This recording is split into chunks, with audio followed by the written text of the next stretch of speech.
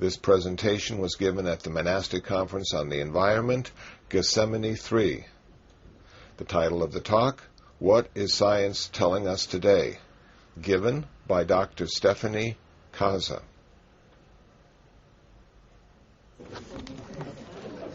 Well, actually, that's a good segue. I have some free things, too. I was going to say this at the end, but since we're on books, as an environmental studies professor, I get sent sample exam copies of textbooks all the time.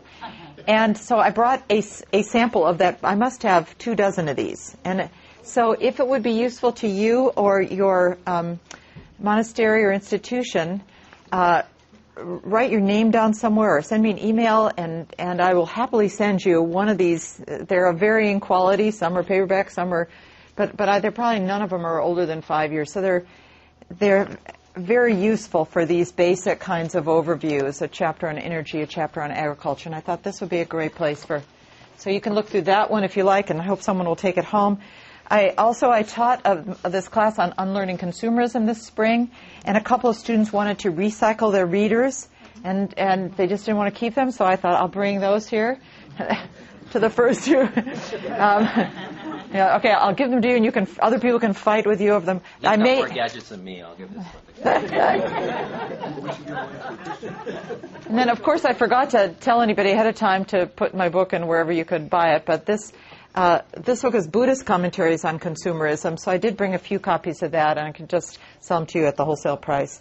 And there's more to be had, but and some of the various members of people's different communities actually contributed chapters to this book. So, but now, from our short commercial pause, being completely inundated in a commercial culture, seems like even if you're giving things away for free, you still have to advertise. So now I heard many different stories of beauty and pathos as I walked around, and I think now we are in the territory that we're gathered here to discuss. There will be many things we won't solve in 2 days, but we can all support each other in trying to understand how to work with them and to share some resources among each other to help in pursuing the individual things. And so I just throw that out as a little bit of a caution, because when we walk into the world of environmental concerns, there are inevitably more than any single human being can deal with. It's sort of the territory. It's a global and national issues. The good news is that many, many, many people and organizations are working on this. And one resource I'll just mention right now, but because it's at the top of my mind, is a website called Wiser Earth. And it's a listing of all the nonprofits in the world. It's from Paul Hawken's book, Blessed Unrest. And what Paul Hawken tried to do was, everywhere he spoke, he's a kind of new age ecological economist who's been an entrepreneur in California, and is often asked to speak around sustainability issues. And he said, I think there's a movement happening, but nobody's calling it anything. And so he, with a team of research assistants, made a taxonomy of the 100,000 NGOs in the world. And the book has about a 30-page index in the back of it, which he said right up front will be coming out of date as soon as the book is published. So it's also cataloged on this website, and you can search under any topic you want, and you'll get the list of NGOs and by area and what they're doing, and it will have links to their website. So it's a phenomenal resource that is just now, in the last 6 to 9 months, been up online. I think it's wiserearth.org, and the book is Blessed Unrest. So he takes a kind of spiritual metaphor for the fact that people are responding to these concerns, wherever they find their calling, whatever the issue is locally, and that they're working collaboratively with other organizations in the area. Some are religious, some are environmental, some are social justice-based, some are democracy-based, some are educational initiatives. And he's pulled the whole picture for us, together for us in a really useful way. So I was uncertain whether I should include lots of live links in this PowerPoint but where we could flash to other places. But now, because I didn't know how, wired Gethsemani was, and I guess we'll have some more further discussions about whether getting wired is a good idea or not in a monastery. But to return to this talk, I said the first half was kind of the threats to biodiversity and to ecosystem health, and then to human health. And in the second half, I want to give you a couple of analytical tools that are working really well around the world, and they're really easy to remember and talk about. So they give you a kind of place to position yourself in your understanding. And it's a useful balance to the emotional reactions and the spiritual reactions in the sense of kind of moral concern. We can use these tools, these scientific tools. So the first one is the ecological footprint. How many people, let me just ask, have heard of the ecological footprint? That's really good news, because that means that the concept is really spreading. It's not that old. It's really about 15 years since it was really promulgated. But because it makes so much sense, it's really caught on. So technically what it means is the load that's imposed by the given population, so whether that's a city or a community or a nation state. So you name the actual population on nature, and specifically on the land area. So I actually have students try and do their own ecological footprint, and there's an ecological footprint quiz that's been standardized on the web. And then you try and map it yourself. How many acres or hectares are you personally needing for your energy production, for your food production, for your shelter? So to both your needs, your consuming needs, and your waste discharge needs. So how many acres do you need to get rid of the human waste or the solid waste or the hazardous waste? So it's a metaphor, and it reveals something about the scale of people's footprints. So if you look at the ecological footprint site, you can see calculated footprints for all of the world's nation states. And you can see how they are relative to each other. And a number of these have been used for green planning, like in the Netherlands. They've used their footprint analysis to figure out what will we plan for our host state. Some states and regions have done this in the United States, but we haven't seen it implemented on a wide scale. But it's also useful to a personal level. Now, I put up there's another couple of words. One is ecological wake, which is like the impact kind of like in a boat wake behind you. But I like the ecological shadow particularly as another metaphor because it includes the moral costs. You know, when you think of a shadow, you think of the dark looming behind you. So we bruise our way forward into harvesting things and growing things and building, oil wells and so on. But behind it, we know there's ecological and economic costs, but there are also moral costs. And some of you were talking to me about that. How does this cost our spirit? How does this cost our relationship with nature? How does it cost our ethical sense of righteousness? And very often we don't know what those shadows are. And then once we find out, then we have more of a choice, of ethical choice. So the ecological shadow, what is that? Now, think of who's actually doing the consuming. The big five here. 75% of the Earth's biocapacity, if you say the land area or the resources, are who you might guess. China and India as growing consuming nations. European Union as a whole area, not any single country in Europe.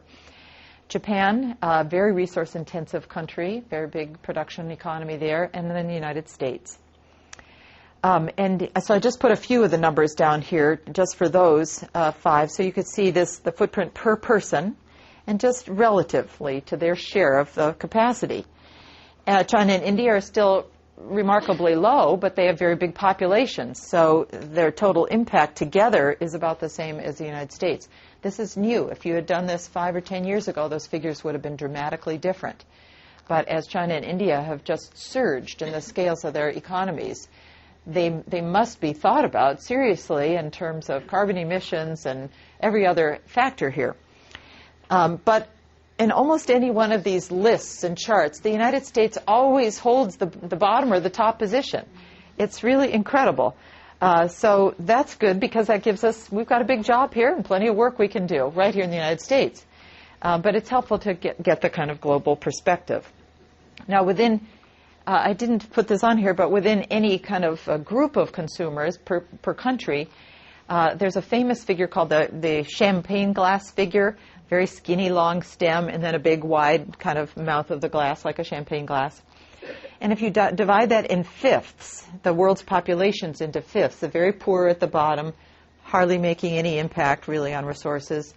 And then the next three are sometimes lumped together as kind of the middle consumers. And they have relatively low-impact diets, low-impact housing and transportation. And it's the top fifth that pretty much, consumes 90 to 95% of the world's resources and also generates most of the waste. So that's, in terms of consuming classes within any country, it's the high-consuming class that you really want to look at. And now that used to be just the developed world, and you would look across to, okay, what's the United States, what's Australia, Canada, Europe doing? But now within all the developing countries, there is a high-consuming class. So in Brazil, there will be the very, very wealthy, and even in all the African nations, which has tremendous impoverishment, there will be the consuming class. So it's a global consumer class. And they are used to global consumer hotels and Wi-Fi and gourmet foods, etc. So you can both think of it by nation state or by region and by kind of a socioeconomic class.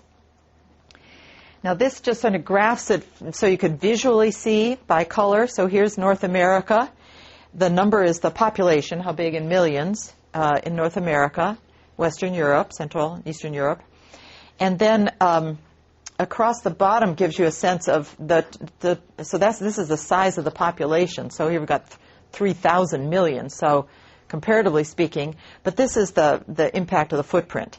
So the footprint is very high in North America, even though it's a smaller population. And per person, the footprint is lower in Asia. But of course, if you turn that on its side, it's commensurate. So you can either have a lot of people consuming less in a region, or you can have fewer people consuming more. But this is the total global ecological footprint. And when you analyze it according to how much actual biocapacity there is, in most places we're overusing what exists. It's said that if everyone in the world consumed like North America's, we would need 4 more planet Earths. So we're over-consuming what we actually have, and we've been able to do that in North America because it's a very well-endowed continent. The United States, per se, arrived on a relatively healthy set of ecosystems here. They had not been severely abused. So we've made up for lost time here. So let's look at the American footprint, since we're the biggest consuming nation, even though China and India are catching up in their own way. And this gives you some more specifics about the United States, with 4.5% of the world's population consumes 26% of the oil, 24% of the aluminum, 20% of the copper, etc. You could do this for all of the world's goods. On average, we consume about a quarter of the entire world's resources, even though we have under 5% of the population. And then in terms of waste that we produce, or toxins, 50% of all the toxic wastes, and again, a quarter nitrous oxides, these are all the air pollutants, sulfur oxides, CFCs, CO2. So we have a very big responsibility. Whoops. That was a close call. To observe and notice that, and then consider whether it's fair or just. And then climate justice arguments focus right in on this, on the scale of the footprint relative to who's produced them. Some say that we actually all have this national disease, affluenza, a very stimulating film to watch, with congregations, or to read the book. So here's a few of the facts that I gleaned out of that book. They're all shocking, but they are kind of useful for springboards of action. So the first one we just discussed, but imagine that just since 1950, half century, we've used more resources than anyone who lived on the earth before then, anyone on the whole planet. That we spend more for trash bags than 90 of the world's 210 countries spend for everything in their whole entire economy. Trash bags, which don't really biodegrade very well and are out there floating for the turtles. Though happily a few countries have decided to ban them now. Watch out, this is a new trend. Americans drive twice as much per capita as a half century ago and fly 25 times as much. And that's slightly old data, maybe 10 years old. So that's both probably higher. Twice as many shopping centers. What does that tell us as high schools? That our 102 million households from this point in time, this is from this book, Affluenza, contain and consume more stuff than all the other households throughout history put together. So just imagine that 3-car garage, McMansion, and its extra storage spaces somewhere off-site, etc. So we know this already. These are just a few figures about our very big footprint. But is this the only religious perspective we would want to have? I don't think so. May we continue to be worthy of consuming a disproportionate share of this planet's resources. No, we must be able to come up with some better prayers. So I started with this footprint idea because it's something that even if you don't have the exact figures or you don't know quite how to calculate it on an institutional level, you can try to do it metaphorically. You can say, well, what's the footprint of Gethsemani Monastery? And you analyze your own flows. You analyze how many gallons of water, what's our water bill, what's our electricity, how many units of electricity are we using, food, etc. You could have a sustainability committee on your monastery or in your institution, pull that information together and just look at it. And then be able to decide, are there any of these we could change in any way? Of our food flows, could we make different arrangements with local farms to buy more local produce as opposed to buying all canned or frozen goods or produce from, thousands of miles away?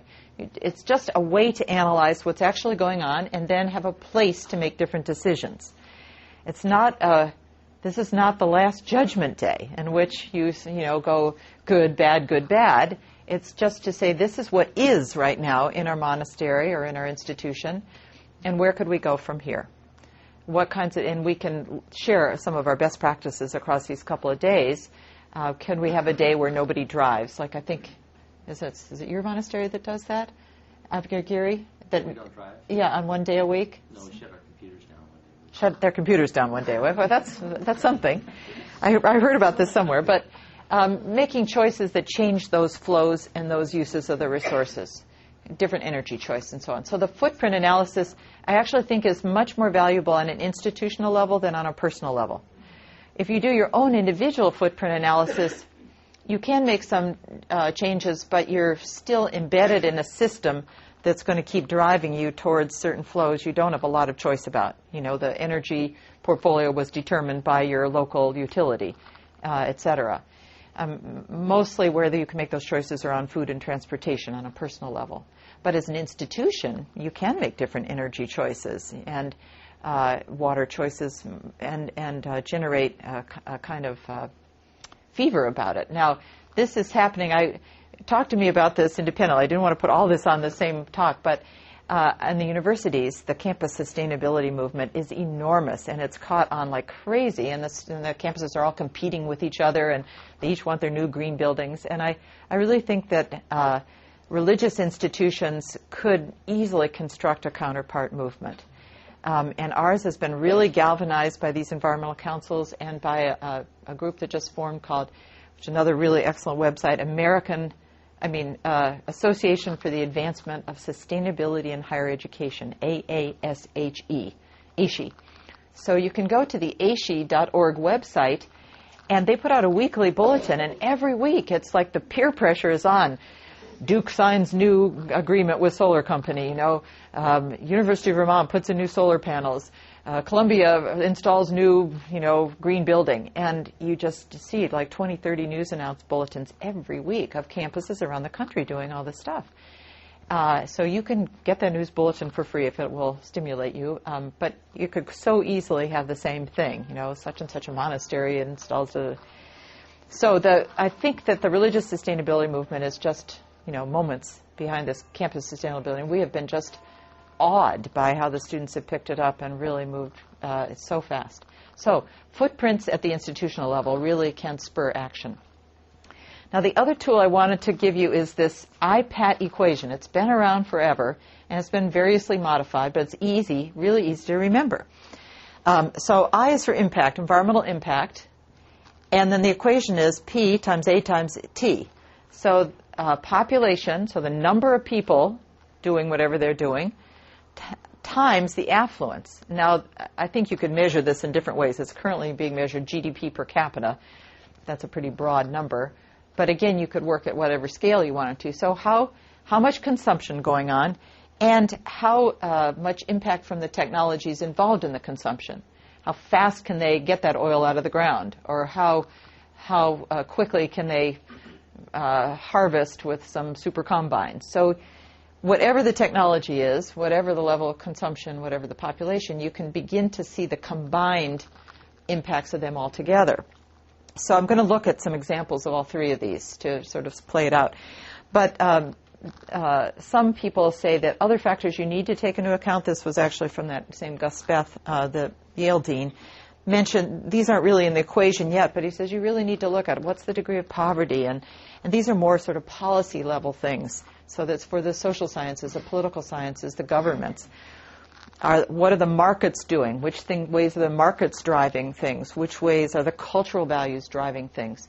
So I wanted to put them up there because so you don't only leave with this. This is an imperfect equation. And it may just be, for example, that cultural values are the most important part in the equation. And that if you're part of a cultural institution, you can really use your influence to leverage towards tipping points. So they're important to keep in mind. So let's look at some of these drivers. We'll start with the population, and here's the classic curve, the J curve it's called. And that's because it's the shape of a J. Population was slow. This starts at 500,000 BC or something. So let's get all the way up here. Here's where, Christianity and Buddhism more or less begin. And even then, population is still growing very slowly, and the only real dip here is the plague. And then it rebounded quickly, and the curve is just going up at a very, very steep increase in the modern age.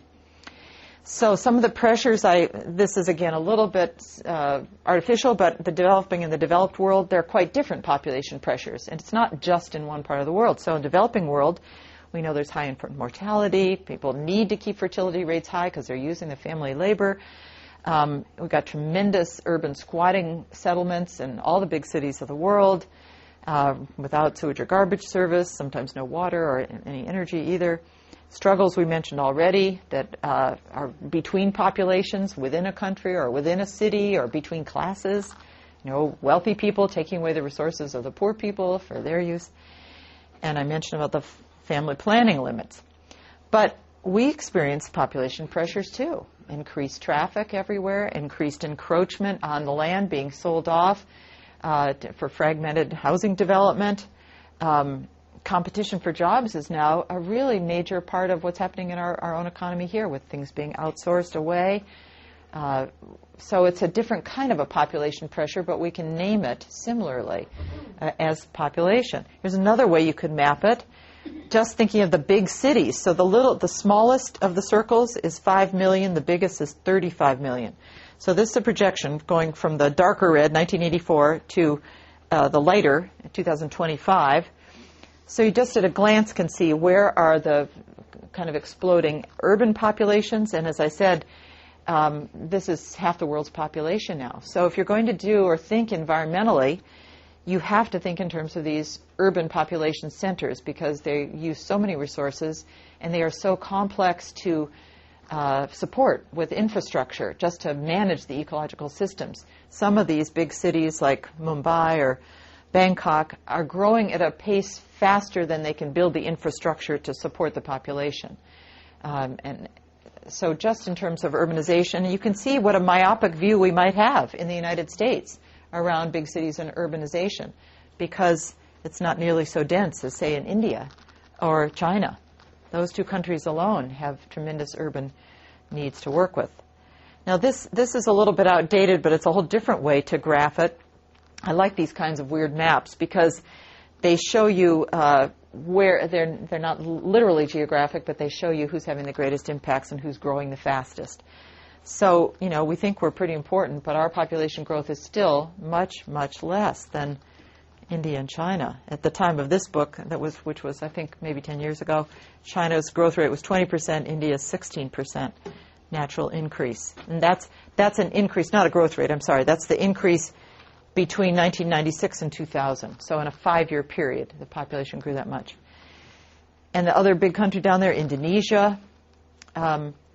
So some are much smaller. Europe's still, pretty contained. Africa's been so beset by diseases that its growth has mitigated the other direction.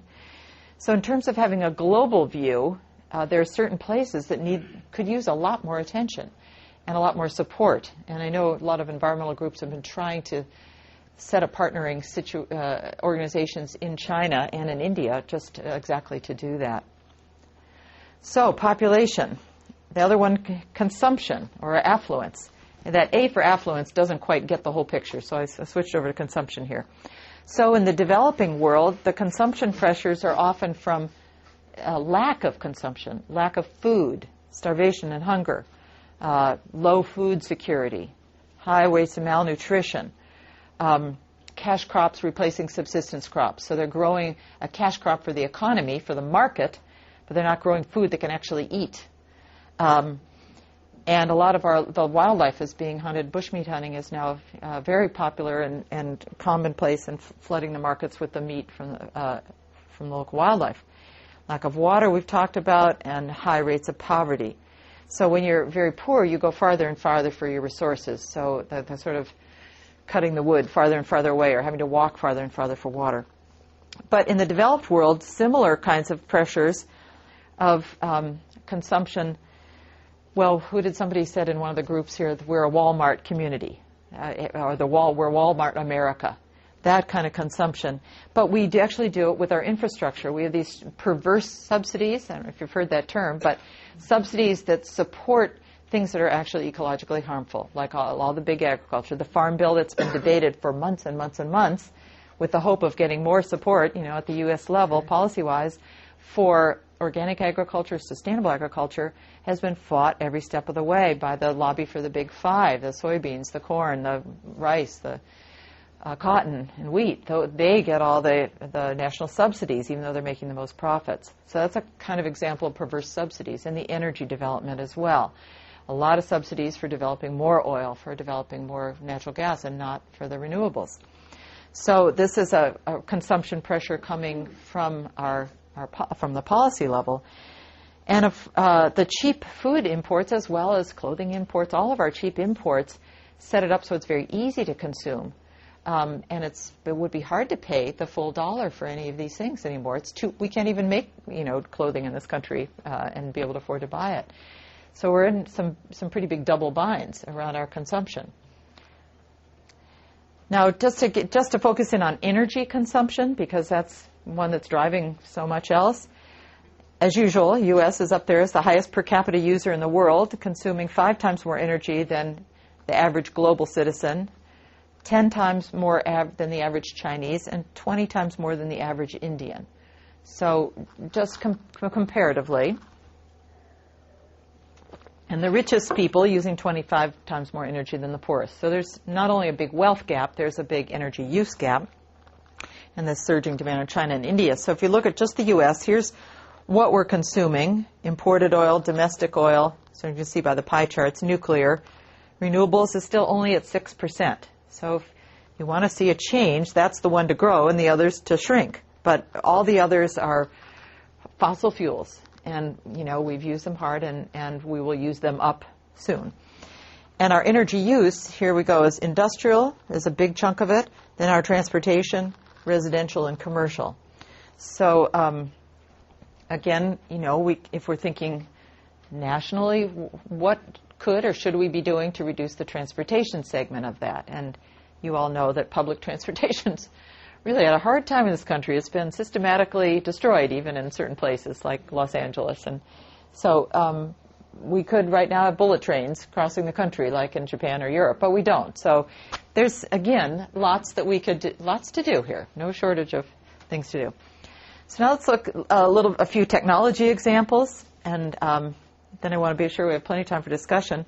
So again, developed world, in this case I put them up on top, but we have a curious thing where the more technologically efficient we work out one process, instead of it enabling us to use fewer resources, it ends up enabling us to harvest more resources faster. So we use the efficiency gains to actually cause more damage in most cases. So it's a kind of Faustian bargain. We have very cheap credit. Lately it's gotten a little bit tighter with the mortgage crisis, but it's made it impossible to invest in all kinds of really terrible schemes, for harvesting things. Very easy to do that in this country.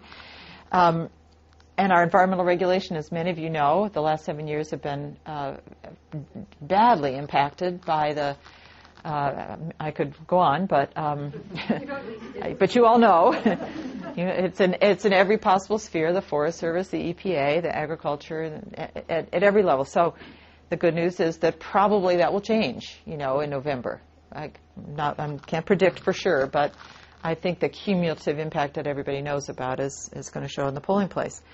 And then this fossil fuel bubble wonder. In the developing world, the infrastructure technologies are limited, or they just, they're always running out of parts, or they only get partial things. They're not appropriate technologies. So it's a very incomplete kind of technological advance.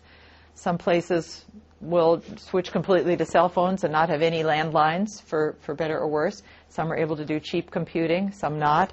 Sewage is a big issue. I know in India there's sewage plants all over the place, but they're always breaking, and so the sewage will work for a while, and then there'll be big pollution problems. So, and then these cash crop dependence, the structural adjustment policies from the World Bank are having a tremendous impact in terms of what gets grown and why.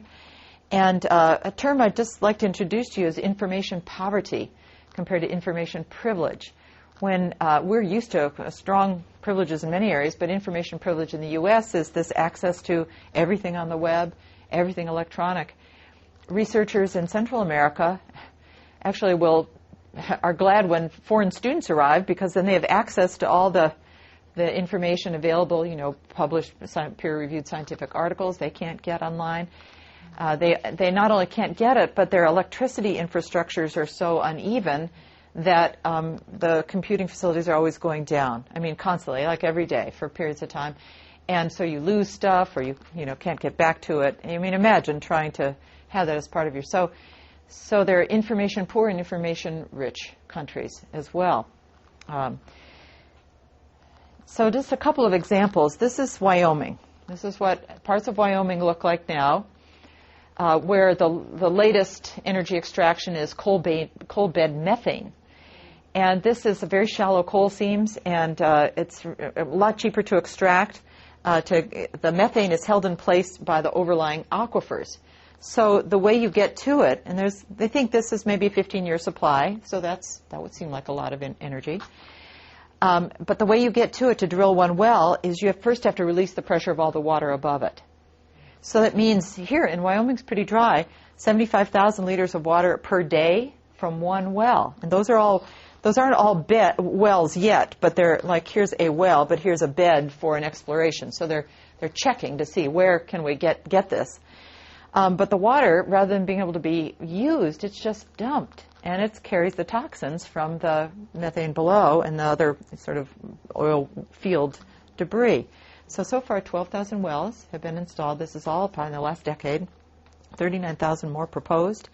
And this is right in the major migratory paths of the antelope and the elk, so we've got environmental groups working with hunting and fishing groups who are very, very concerned about the impact of this on their both traditional lifestyles and on tourism, and on a sort of sense of the way of life of the Intermountain West. So at what price, cheap energy? So this is a technological driver here, because the technology of getting the coal bed methane, the better it gets, the more the incentive to drill. And in case you didn't know this, these mineral rights, so-called mineral rights, are owned by the federal government. This could be somebody's all personal property here, but if they've declared that this is a time to go in and drill and check for these cheaper energies, you've basically lost the mineral rights to your land, and this will just go in there. Same with coal beds or oil, everything. Now we can think about food production. Just a couple of things to jog your memory. These hens are at least actually out of cages, but in most factory farming for meat production, this is a whole story, of course, in itself, and very well explained in Eric Schlosser's book, Fast Food Nation. Been a number of very good food books that have come out, Omnivore's Dilemma. At sort of what price cheap food would be the issue, too. These are, disease breeding areas. If you talk about chickens, you've got all the practices, cutting the beaks and so on, and high antibiotic use. Beef, it's another whole domain about the food that goes to the beef, and the manure fields and the stream poisoning. And antibiotics, again, is a real concern. What we're using to keep them clean is now no longer working on human beings. And then hogs, and the hog production, again, manure, and one of the recommendations that comes out over and over again in any of the sort of how you can change your consumption is just simply eating less meat. Not even necessarily with no meat, but just reducing the meat consumption. Meat has become so cheap through these factory farming production methods that meat consumption has risen. Now, another way to think about food is how far it's being shipped. And so here's a little diagram of Britain, local foods versus imported. So these are things, if you ate only all British, for example, and you tried to get everything 48-kilometer range, they were comparing to blueberries shipped from New Zealand, 18,000 kilometers. Broccoli shipped from Guatemala, not guacamole, 8,000 kilometers. California strawberries, 8,000, etc. So what people are doing now is starting to calculate the food miles of something. And this could be part of a footprint analysis, right? You could look at your list of what you've bought for the institution and see which things have high food miles and which things have low food miles. In my class, my Unlearning Consumerism class, I have students keep a food log for 3 days, and they analyzed everything they ate by amount of packaging, degree of production engaged in it, and the miles, as best they can estimate. This is all kind of guessing. It turns out that, of course, exotic fruits like mangoes and pineapples usually have come a long ways, but it's usually the beverages that are almost always high impact, high food miles. Tea, coffee, into North America anyway. Those are all being shipped from China, India, South America, Africa. Cocoa, same thing. And meat. All the meat products and all the beverages tend to have the highest sort of impact overall. So many different ways to think about food. Carbon emissions, we're going to start to see carbon analyses, of food products. It's not only the food miles that would determine this, but it's the amount of production. So you could buy something very locally, but it might have used a lot of energy to produce it.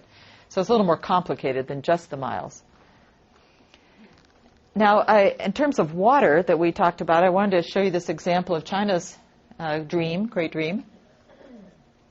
They did get the Three Gorges Dam here on the Yangtze, eventually put in, displacing over 1 million people and many farmers. But what they want to do now, they've been dreaming of for 50 years, we'll see if they do pull it off, is the South to North Diversion Project.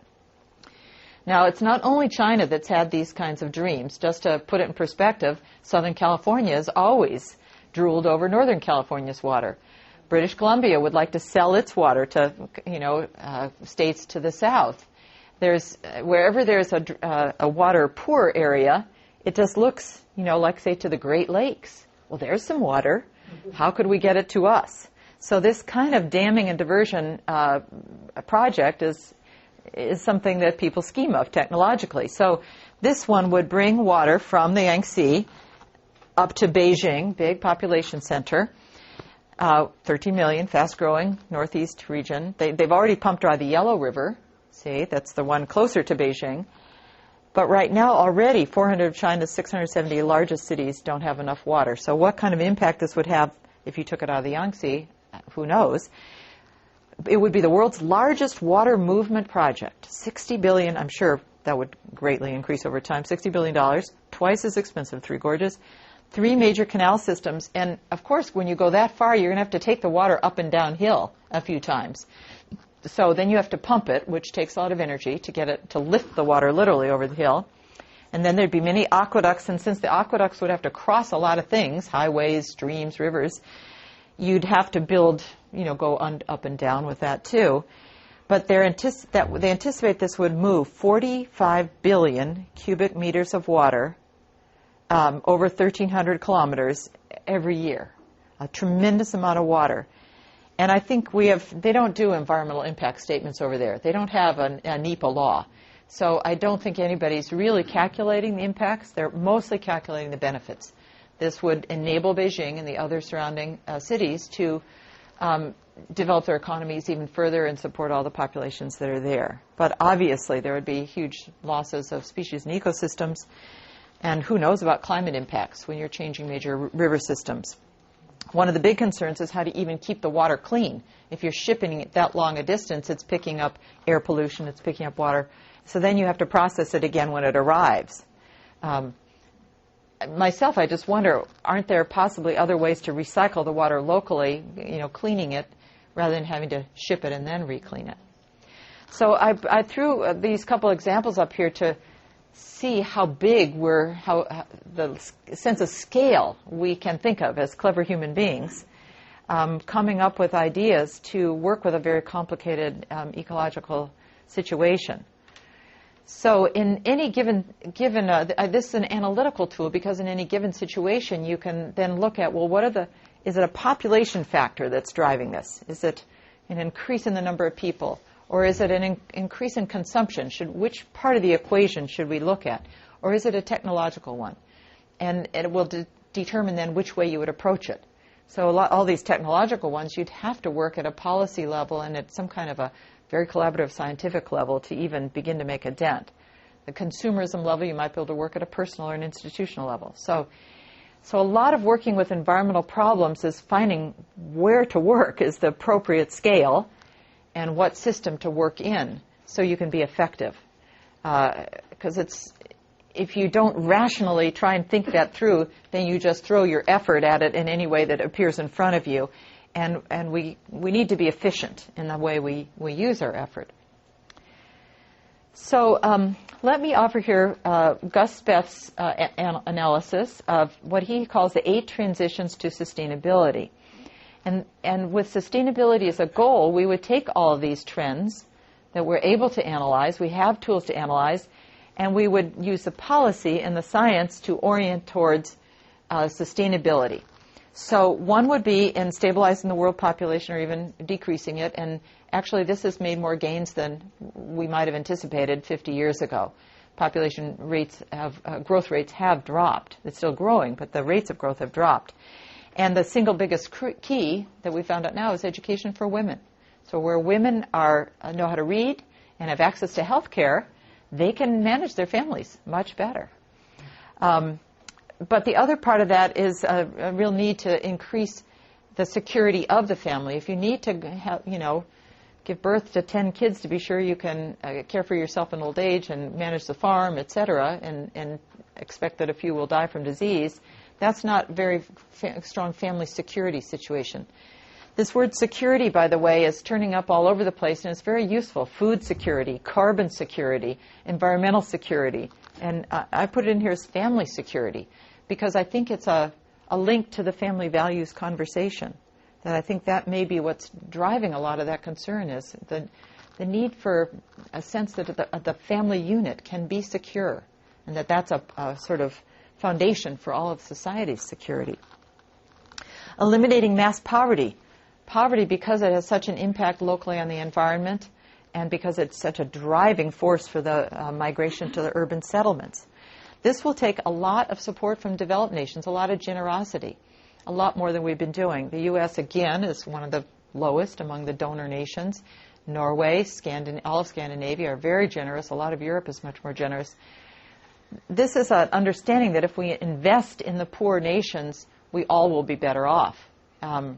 A kind of tithing, in a sense, of what we have to offer. But it also means stabilizing the governments, because where the governments are wildly unstable, Rwanda, etc., you simply can't accomplish anything ecologically. So these are rules here towards sustainability. Environmentally benign technologies. There's a little smart car from Europe. It's just beginning to appear over here. This is a very hopeful arena, actually. There's been a lot of creative thinking around certain concepts like green building design. We know there's a whole Green Building Council and there's green building certification, and it's very popular, and so the whole field of architecture is going through massive change. My own guess is that it won't be that long before green building is the only kind of building. I mean, why have non-green building? Why waste energy? So it's revolutionizing the field.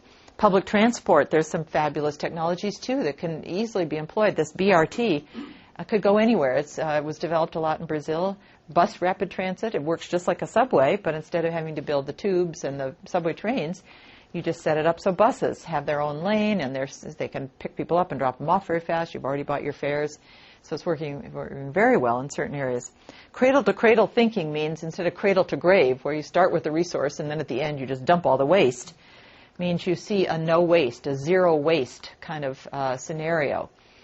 And now, of all places, rock concerts are trying to go zero waste. And there's companies that'll put on your rock concert, the zero waste, and take care of everything for you so that there's nothing left over at the end. So this is another way of promulgating these ideas. So I find my students love to think in this arena, and we're expanding our engineering school just to do this because it's so hopeful.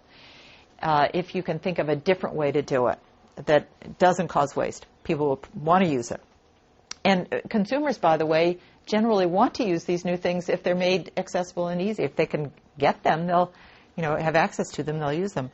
This is a small example, but we decided as part of our campus sustainability that we would try and make riding the bus free for the students. We actually pay for it at the university, but we made it as an incentive thing. And within 2 years, the bus ridership just soared when they realized, all I have to do is take my student card and I can get off and on the bus. So making it easy for people to do stuff like that. Full cost pricing, now we're sort of leaving the area of science, but this is the new world of ecological economics, where instead of thinking that, whatever impact it makes on nature is outside of where we are, you include that in the way you analyze things. Full cost accounting. And implement measures like green taxes. And instead of taxing, say, salaries, why not tax pollution? You shift the tax burden. All right, four other arenas. Sustainable consumption. This is also really taking off like crazy. The thing like eat local, a lot of product certification. Every monastery, for example, could decide to buy only fair trade coffee or only fair trade shade-grown organic coffee. Those are all, there's a whole eco-labeling website, and you can look at hundreds of labels and see, are they real certifications or are they just bogus, like the word natural? There's no certification for natural, but there is for organic. In Europe, the new REACH legislation is regulating all kinds of toxic chemicals in a way that we aren't there yet with the United States, but it's going to mean that our companies, our computer companies, will be producing materials of a certain class to be able to sell them to Europe to meet those legislated regulations. And either they'll make all their products the same and we'll get the benefit of that, or for a while we'll be getting the second-class products because our legislation isn't as strong. But I think in time we'll want to harmonize that just because it's easier on business. So a lot happening in sustainable consumption. Green knowledge, I've been going on about the campus sustainability movement. Environmental majors are exploding. There's a big cry among young people for green jobs training, and they did actually, I think that's in one of the latest bills. I don't remember if it was in the Agricultural Farm Bill or somewhere else I was reading about. I get this Green Wire daily update on what's happening in Congress, and so actually there's a lot more happening than we know about. So it's the green jobs message is getting across. This maybe is the hardest transition to sustainability, global environmental governance and cooperation. That's a lot to manage. The UN, getting people together, conferencing, science. And the Kyoto Protocol, we know the U.S. was left out of that. So what will the new agreements be? Who's going to lead the way? I'm hoping peer pressure will be the primary form here because human beings, being what they are, they're competitive and they want to be the best, and so if somebody's doing something good, let's try and keep up with them. So that's where I think the European Union will really take the lead. The United States at the moment is not an environmental leader. We really were in the 70s and the 80s, but we've lost our ground, but that's okay because other people are still moving ahead, and we'll catch up. I have great faith. And then the last one I'm most intrigued by, because it takes us to our last topic, the role for religions. What about our transformation of consciousness? What will it take for us to think sustainably? And one place this conversation's really rising is in the Earth Charter, where people spent 10 years trying to formulate. And that's a wonderful resource, again, too, just to talk about in your congregation and look at the principles of ecological integrity and peace and justice and democracy that are very carefully wordsmithed there. So let's close with our topic for the rest of our discussion here, what role for religions? And we'll be able to carry this topic on for quite a while, but I wanted to give you this frame, again, developed by one of the State of the World authors, Gary Gardner, and he has a little book out on that goes through all this. But he sees 5 rules for religions. They can use their moral authority to really speak to the ethical aspects of their religion and environment, and can certainly engage interfaith initiatives like Interfaith Power and Light, one of my favorites, and generate religion science dialogues. They offer meaning, of course. Religions have long tried to think about what was meaningful, and this could be a time for really bringing out the worldviews of our various religions that support care for creation. That's a whole movement. Or relook at our religious doctrines. Like I said, I teach a class in religion and ecology, so we could talk about every religion in every one of these arenas at great length. So please do that. Galvanizing the membership of faith-based groups is huge, and so monastics may be the sort of the catalysts for many other faith-based groups where they can both be a resource and an example and a kind of a spur to galvanize the huge numbers of Catholics in the world, etc. Many churches are converting their institutions. The Green Sanctuary movement is a real movement. You can look up Green Sanctuary, get your little guidebook, and figure out how to make your actual physical structure and landscape a greener place. Sharing physical resources. I love this when monasteries, retreat centers, churches, temples open their grounds or consider spaces like cemeteries for I just before I left yesterday morning heard my graduate students' defense on the green burial movement. So maybe churches want to set aside some part of their cemeteries to be a green, free of vaults, and that's a whole other discussion right there. So I'm way up on that one now. So come talk to me about green burials. Or building, collaborating. And this, as I said before, collaboration is the way to go. It's the only way to do environmental work. And whether that's on the web or whether it's locally with your local environmental groups or church, school groups, you can do so much more collaboratively. So I'll just kind of leave future do we really want for our world? Whose world? Who are our partners in the world? Who are we caring about in the world? And leave you with this piece from the Earth Charter, many beautiful words in the Earth Charter, but a kind of galvanizing sense from the preamble. We stand at a critical moment, a time when humanity must choose its future.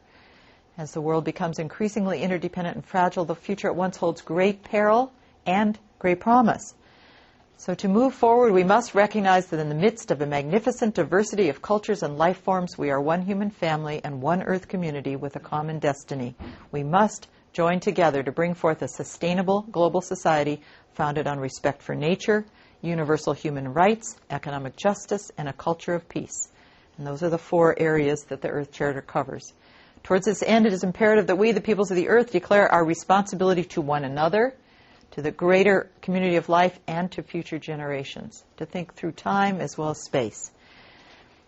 And the spirit of human solidarity and kinship with all life is strengthened when we live with reverence for the mystery of being, gratitude for the gift of life, and humility regarding the human place in nature. So that leaves us with a lot to think about, a lot to talk about, and at least 10 or 15 or 20 minutes, however long you want to go on, to have a little conversation among ourselves, which I know will continue through lunch. And we're due for a little break before lunch, is that correct? So I just want to make sure I don't know where the schedule goes from here. I haven't memorized it yet. Well, we're sort of flying by chance here. Let's take maybe 15 minutes for some comments from the audience, and then we'll have a break before lunch, which is at 12 noon, I believe. Mm-hmm. Right? Okay. It's served from 12 to 1. Yes. I think I'll just flash back to those things because that might help springboard our conversation a little bit. Please, just speak as loudly as you can. And you can also speak to the whole group. I mean, I can answer questions, but I don't feel it has to be a Q&A particularly. Punadamo from Arrow River Thunder Bay. I'm just going to comment on the previous list, the list of the 8 areas of Sustainability? Yeah. Transitions to I'm surprised there isn't one there on conservation or doing with less. I think that's the sustainable consumption is definitely doing with less. And the stable population is going to make less of an impact on resources. So this is just one person's kind of categorizing of these. There's many different visions, but this is the way he spoke of it. But if you know that number 5, sustainable consumption, Mm-hmm. the things that are actually listed, except for eat local, eat less meat, but in general, it's more like doing things differently rather than doing less. This list, any of these lists could be much longer. They're all just examples. Okay. Yeah, they're just examples. They're not comprehensive. This is not a comprehensive talk. Yes, here in the back. Yes, all the way in the back. I'm Ron Epstein from the City of 10,000 Buddhists. Thank you for the wonderful summary you did. I know it's not easy. I must admit that I'm a little disappointed that you were given this job, which doesn't give you much time to talk about your specialty, Buddhism and ecology. And in regard to that, I wonder whether you could just very, very briefly say something about maybe the specific contribution from your concerns that Buddhist and Catholic monastic communities could make to maybe not only get up to speed with the rest of the environmental movement that you talked about, but make some contribution to analyzing the kind of deep ecological causation problems and how to model solutions to them. What I mean is, we talked about consumerism, and that there's a lot of technological fixes that people are working on, but there's the basic problem of this craving for consumer goods to make us happy, which doesn't work, and that you can't get people to just change their lifestyle because it would be good for the planet. They compute up here, but unless you have some way for them to do it and have some concrete modeling of some other way to live with different values, then it's not really going to work. So, what do you think some of the things that monastic communities could do in a very concrete way to model a different way of relating to the environment for a small community? I'm going to actually hold that question because we have a couple of other sessions in which we'll really be addressing that. So, because there's a lot I could say, but I think we all have a lot we could say about that. So let's, I think our afternoon session pertains to that and some sessions tomorrow as well. So I'll contribute along with others. And in terms of consumption, this was a couple-year project, so this is the simplest way to get the Buddhist impact of that. And I do have another book coming out at the end of the year called Mindfully Green that has some relationship to that. So we'll Yes, here by the window. Yes, my name is Ajahn Sona. I'm from British Columbia, Canada. The part that was green on the map. It's actually red now. It's all dead.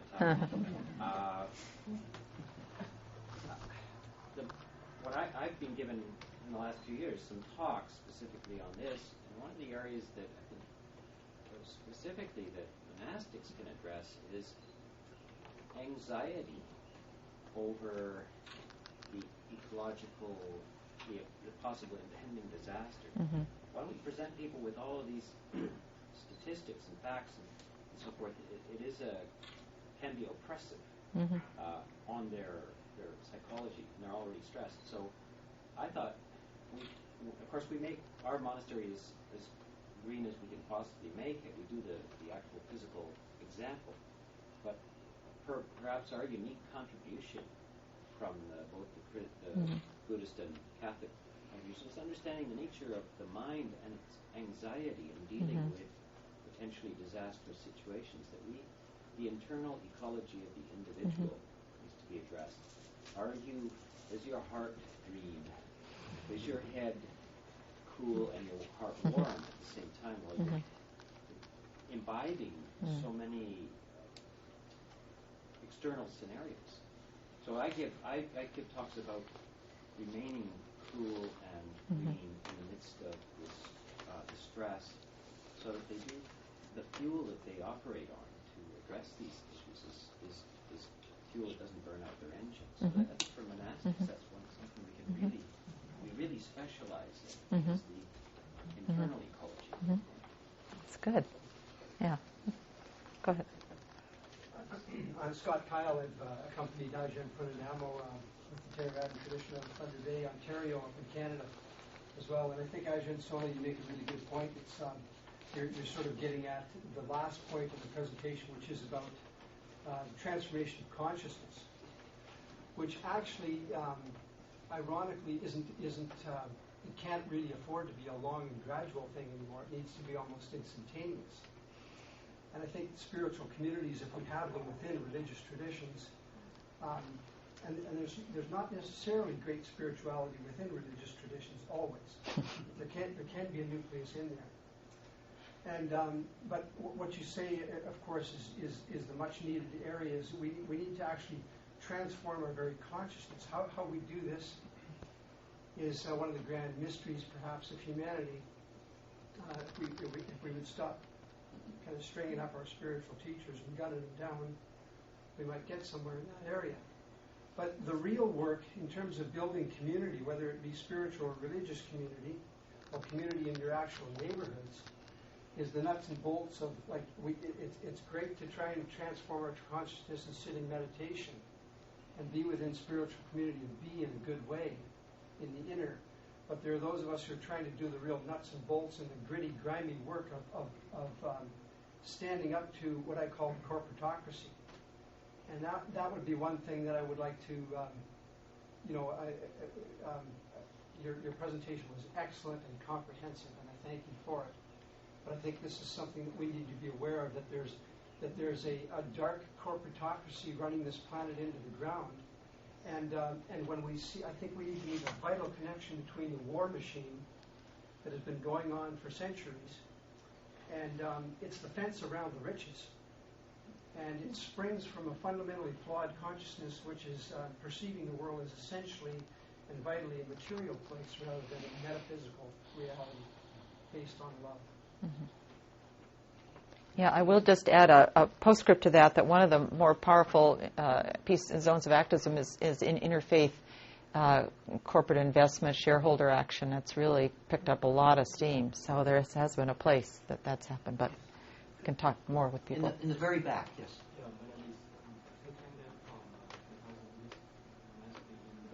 Okay, speak loudly. In Buddhism, we talk about interdependence. So whenever we talk about that kind of terminology, we know that between humans, we are so interdependent. And we talk about ecosystem. Yes, we're so interdependent with our ecosystem, and to the animals, we interdependent with them too. So we have to take the standpoint of how to view, how to teach each other, as to teach our animal beings, how to treat our ecosystem. And one of the particular precepts in our Mahayana Buddhist tradition that we advocate is we need to treat the animal in a compassionate way. And the things we could do is to reduce the consumption of meat. So recently we just talked about some rancher that have cows in Nevadas, that some environmentalists try to get it off that. But anyway, so if we consume less meat, we could say that the energy for ourselves, especially for the water prices nowadays. And on the top of that, if we in Mahayana Buddhist point of view, if we don't eat meat, it's easily for us to generate a compassionate mind toward our animals, toward our ecosystem, toward other people. So that is all. So yes, Bettina, please. Regarding the response to natural disaster, I have been working with a professor of geography at Delhi University who is specialized on disaster in India. And she was interested in a project in traditional responses to disaster. So I gave her all that material from the tradition, mainly from the Hindu tradition, And what came out, I mean, if the book is in the press, and what I also understand, these traditional responses which come from religious background, what you read in the media are mostly scientific analysis, why the tsunami happened, and there was this plate was shifting, and that's why there was a earthquake, and so on and so on. But to have a dialogue between these traditional responses with the scientific, and that's also what I understood from your talk, the traditional religious responses to this whole situation, and the religious from the different traditions, including the very simple people, the tribals and so on, what they understand, what happens when an earthquake is taking place. So I think this is a very important, another kind of dialogue which has to be encouraged. I'm Marcus Muth from Rome. I just would like to share one experience with you.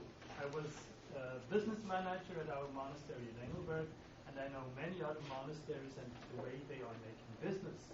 So I only talk about Benedictine monasteries, not for each Benedictine monastery, but the ones I know. The main problem for us is how do we want to make expenses? So we want to get everything without paying for it. That's the way monasteries work today. We want to get everything without paying for it. Many of our monasteries have schools, have seminaries. So we want to attract students. We have to have low prices, and we have to look for budgets. So if you want to invest something, for example, to generate electricity with a water system, it's not possible. There is no money for that. If you want to buy good food for the kitchen, it costs more, like a third more. There is no money for it. If you want to have buildings less warm, like 2 or 3 centigrades less warm during winter, everybody feels cold. So you have to rise the temperature. I think the main problem is that all what you said is very important, and part of it is also known. But between knowledge and act, there is a huge gap, mainly in the monasteries. So sometimes I got the idea as we would thrive over about 2 different tracks. One track is the spirituality, as is it's called, and one track is our real life that is not very far away from what everybody else is doing in our countries. So I think very important would be to bridge the gap and to bring together our spiritual life and our real everyday life. This would be my thing I would like to share with you. As something I have lived for 16 years, and I live it now in Rome even worse. See, I have to spend hundreds of thousands of US dollars or whatever every year for economy, and it's very, very hard to do things better than they are done in everyday life. So we have to convince our communities that the goals you have taught us now are very important, and we have to spend our money according to these goals, and not just talking about that, and doing something else in everyday life. That's what I wanted to share with you. Would anyone want to comment on that in terms of what one or another of your own monasteries might be doing to bridge that gap fairly well? Please, okay. Well, we've done our dedicated most of our. I recognize one thing. The first syllable of both words, economy and ecology, are ECO, and it means that from oikos, the house. Your house has 2 parts to it. As long as you recognize that both are necessary. So we spend more than we should on solar panels and reducing our energy. So and we make a green monastery, and then we tell everybody about it. So that as an example that we can follow. So we do stretch our budget in terms of ecology, but there will be a return ultimately, because economy and ecology have the same root. They are not separate. And what I give seminars called economy and ecology, the harmonious household. So that also I give them the image that you're not just going towards deprivation, you're going towards a much better way of living by incorporating economy and ecology together. Ultimately, you'll have a better result, not a worse result. Yes. Others? Yes, please, here. I think if we don't change the course of the conversation, I'm going to be out of business Friday morning. So I'm going to change the course of the conversation. But, the further we go along on this, I think I want to bring it back in a little inside a little bit more, building on what you said.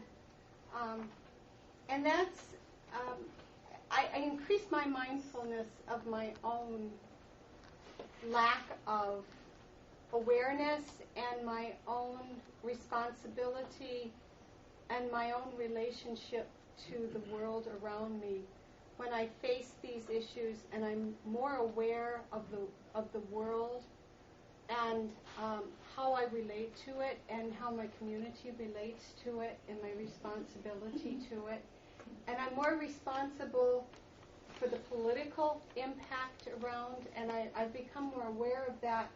And it's an awesome responsibility. And when I heard you speak, I'm sorry, I forget your name, but there's so many strands and rivers that flow into it that I can become overwhelmed if I think there's the war front, there's the economic front, there's the ecological front, there's so many ways into it that I can become more fractured in my approach rather than more peacefully centered to work toward, in other words, how am I going to approach this?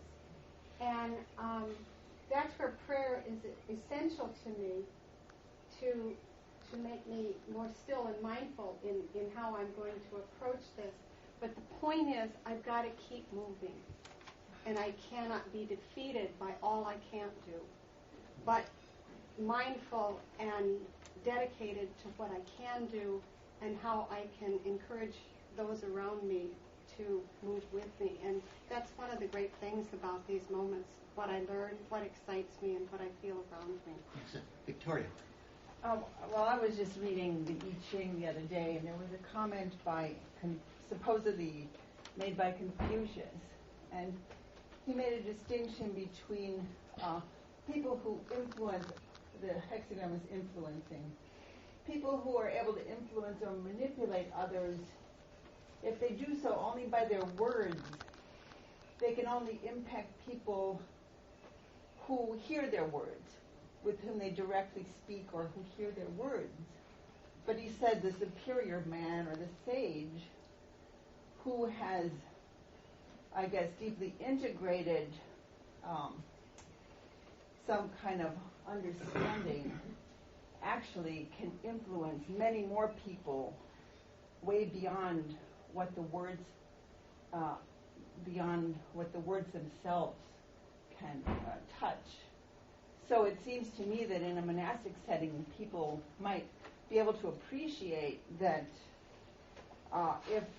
if we or they go deeply, or like into prayer, or have some kind of deep, sincere motivation to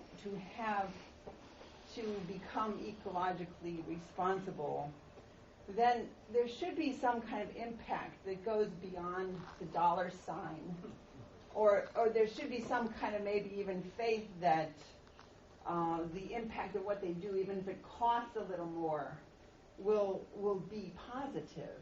So I think if there's anyone who might be able to understand that, it could be a monastic situation, sort of like what you said. Even if you spend more, there will be some kind of impact to it.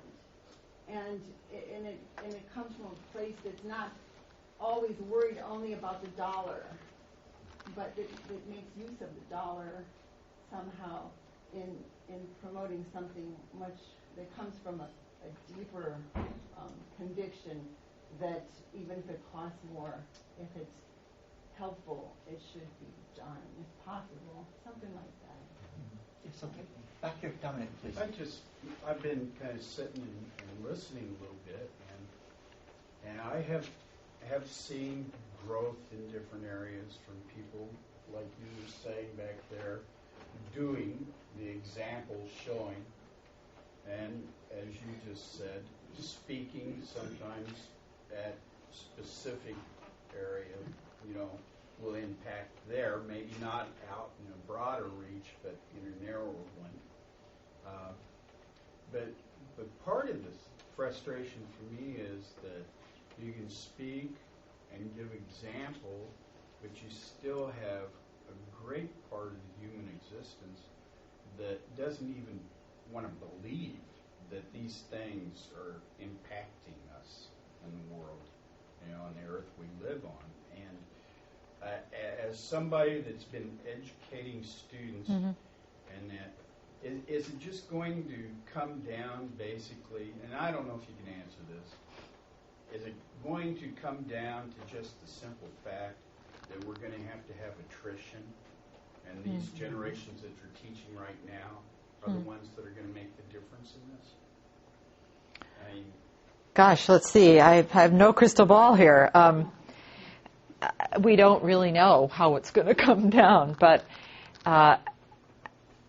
often it's a common experience in terms of looking at environment to feel like we don't know enough or everybody out there isn't doing enough. That's pretty universally experienced.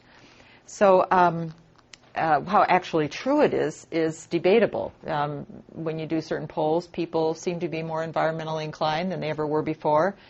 But then why aren't the presidential candidates talking about that kind of disconnect? But the actual human connection to the land and the place around them seems to be happening in some way or another. So I usually try and turn that conversation back to, where can I be effective now?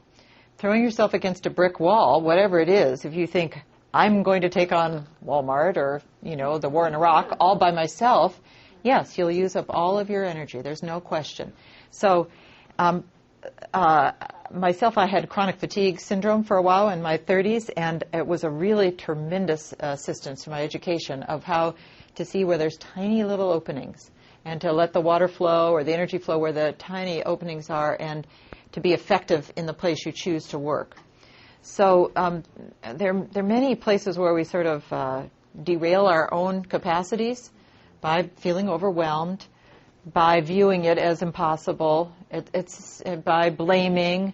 I mean, those are all common human things. So part of our work is to recognize them, that is sort of goes with this territory, and then, as you say, to go ahead anyway, but to find where we can go ahead, where someone's opening a door, or saying, I'd like to work with you, where you generate energy in the process rather than feeling you're burning it up. And since the trend these days is so collaborative, that is the way people are doing environmental work, this is actually much easier than it ever was in the past. So it might be that the first level of work is just kind of walking around in your community to see, is anybody interested in us? We're out there in that monastery, but who would like to be friends? Or who would like to do something with us, Like, is there a local Catholic church that might like to do a little fundraising for your solar panels, because it would make them feel good. A different kind of alms bowl here. We're walking around with a bowl and we want solar panels in it. So I think there are days when I feel just absolutely hopeless in a certain way, like, oh, this is impossible. About year 5 of the Bush administration, it was, but no, well, that was a low peak, but even today, I mean, you go through the ups and downs. So I've, at least as a Buddhist, come to see that one of the practices is learning to identify those mind states and being able to just kind of breathe through them as impermanent, and then kind of the go back to work thing. So that's at least the answer I would give at the moment. I just, it's good to hear that, because for me, at times, I feel like I haven't seen changes since the 70s. Same things, You've got to come to my university, boy. We'll get you full of inspiration. Well, I think a lot of us would like to go to her university. we needn't be totally bound by our schedule, but we're about a half hour beyond the printed schedule. So let's break for 15 minutes before lunch. And as Stephanie said earlier, a lot of these issues will still be able to be discussed later on. And I think Father James wants to say something to us.